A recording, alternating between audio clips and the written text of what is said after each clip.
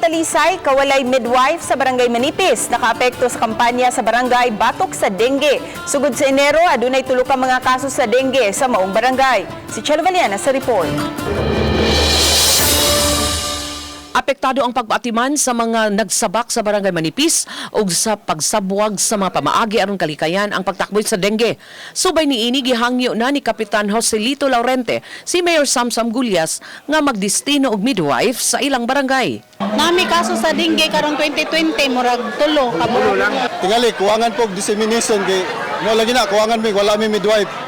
So naghimo na ko resolution sa council og request dito ni Mayor nga mag-hire daw sila upat ka midwife.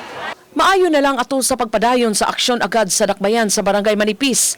Sagad sa mga bata nga nahiling nila ni Dr. Ven Pepa o Dr. William Larida, mga ubo-ubo, sipon o gilanat.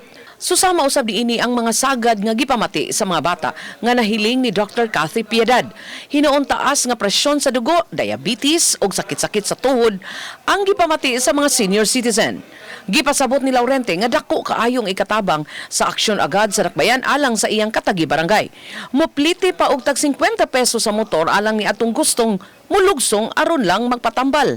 Gipasabot ni Gulyas nga mamahimo ng mapangitahaan og pamaagi aron mapadayon ang serbisyo sa panlawas alang sa mga nanimuyo sa kabukiran. Kani, of course, we will do this every year, bring City Hall services to the barangay. But to specific needs of the barangay, naadiha ang ato ang ABC President, naadiha ang akong Mayor's Office na Barangay Affairs Officer, muhandol sa niyan.